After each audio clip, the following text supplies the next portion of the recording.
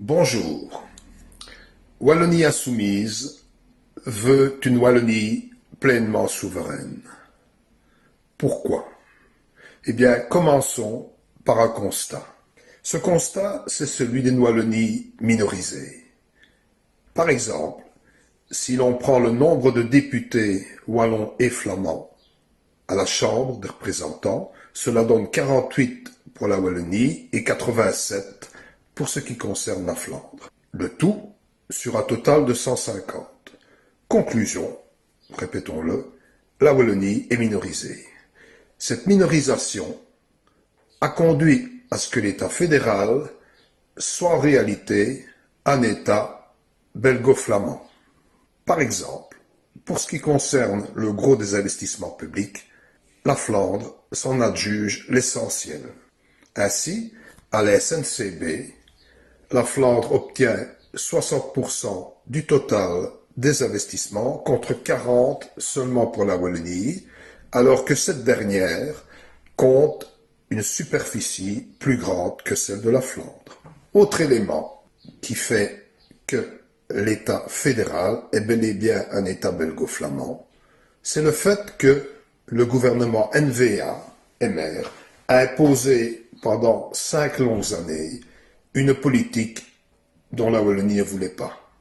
Ainsi, la pension à 67 ans, le saut d'index, l'explosion du nombre des minimexés. Ne croyez surtout pas que vous puissiez bénéficier encore de la solidarité flamande. Ce que l'on peut appeler la loi des Roupeaux a prévu qu'à partir de 2025, en 10 ans, toute solidarité disparaîtra. Et c'est 62 millions d'euros qui viendront chaque année en moins dans les caisses de la Wallonie. La question qui se pose à présent est de savoir comment sortir du carcan de l'État belgo-flamand. La réponse est qu'il faut se libérer par une 7e réforme de l'État. Cette réforme comporte 3 aspects. Premièrement, les compétences nouvelles. Deuxièmement, les moyens financiers. Troisièmement, le partage de la dette publique. Premier aspect, les compétences.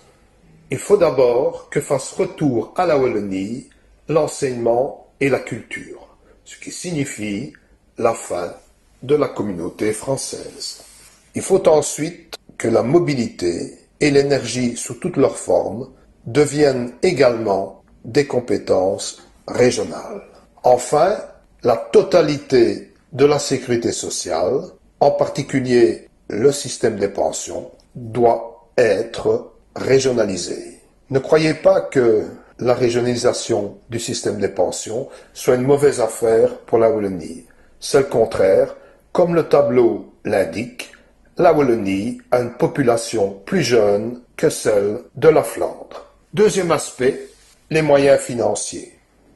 L'impôt des personnes physiques, donc l'impôt sur le revenu, doit être perçu au lieu de domiciliation des personnes. Et donc, cela signifie que cet impôt sera désormais prélevé en Wallonie même. Même chose pour la TVA, où cette TVA doit être perçue sur le territoire correspondant à la Wallonie. Troisième aspect, c'est la dette publique. Aujourd'hui, la dette publique belge se monte pratiquement à 460 milliards d'euros, ce qui représente 102% du produit intérieur brut.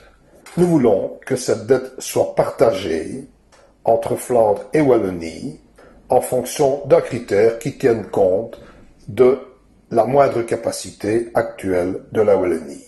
La 7e réforme de l'État, telle qu'elle vient d'être décrite, constitue une véritable révolution institutionnelle avec la priorité totale accordée aux régions.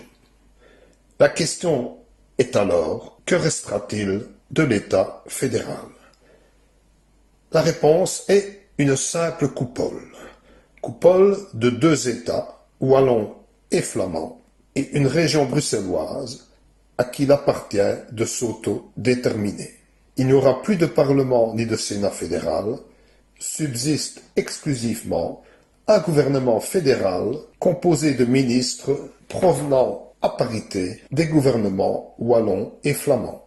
Enfin, précisons que la communauté germanophone conservera toutes les compétences qu'elle exerce actuellement dans le cadre de l'État wallon.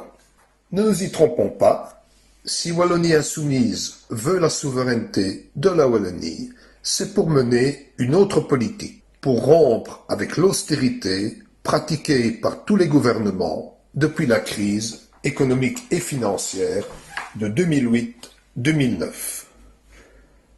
Notre conception de la souveraineté trouve ses origines dans la Révolution française. La souveraineté, dit la Constitution jacobine, réside dans le peuple, elle est une, indivisible, imprescriptible et inaliénable. Et donc, notre politique nouvelle que nous mettrons en œuvre comporte deux volets. Une révolution fiscale destinée à permettre un développement durable et une révolution bancaire qui permettra de financer la transition énergétique et écologique. Le tout conduira à une hausse durable du pouvoir d'achat et au plein emploi. Merci.